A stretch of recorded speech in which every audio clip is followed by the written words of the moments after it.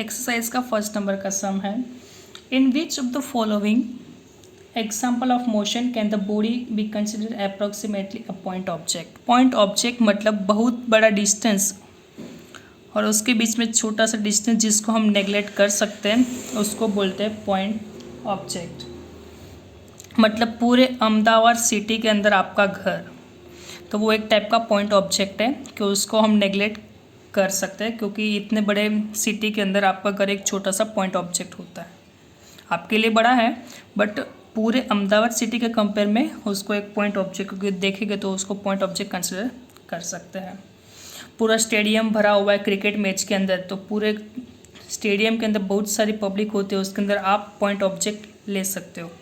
तो मैं आप कहने का मतलब आप समझ चुके हो कि बहुत सारा बड़ा दिया हुआ है, उससे कंपेयर में छोटी सी वैल्यू जो है उसको हम नेगलेक्ट करते हैं, उसको हम बोलते हैं पॉइंट ऑब्जेक्ट। तो फर्स्ट यहाँ पे दिया हुआ है railway carriage movings with jerks between the two station.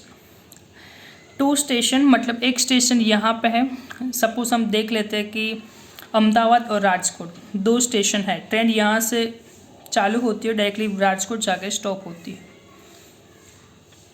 तो अहमदाबाद और राजकोट दोनों के बीच का डिस्टेंस 300 किलोमीटर है, उसके बीच में मैक्सिमम 1-2 झर्क लगते होंगे। तो ये 300 किलोमीटर जितने लार्ज डिस्टेंस के कंपेयर में झर्क क्या है, एकदम स्मॉल है, इसलिए उसको पॉइंट ऑब्जेक्ट कंसिडर कर सकते हैं। A monkey sitting on the top of man cycling smoothly on circular track.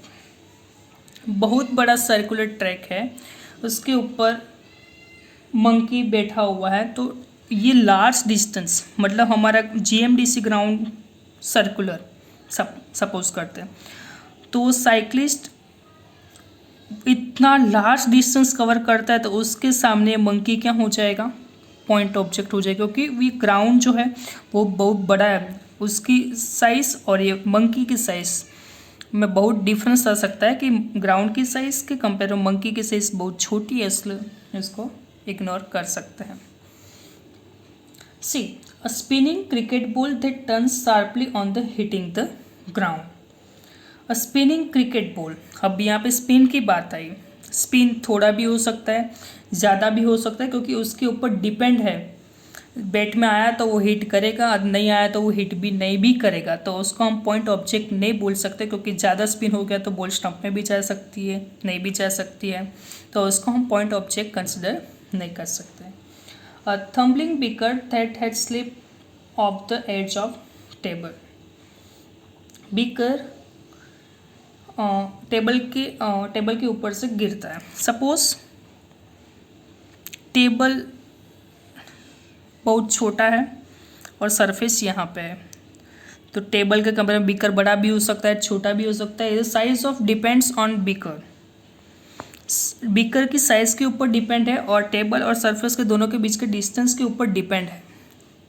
ये छोटी किसी हाइट से गिरेगा तो कोई नुकसान नहीं होगा, बट बड़ी हाइट से वो गिरेगा तो वहाँ पे ज़्यादा नुकसान हो सकता है, इसलिए उसको हम पॉइंट ऑब्जेक्ट कंसिडर नहीं कर सकते, क्योंकि वो टेबल की साइज़, टेबल की हाइट, अदरवाइज बीकर और बीकर की हाइट के ऊपर डिपेंड्स रहेगा।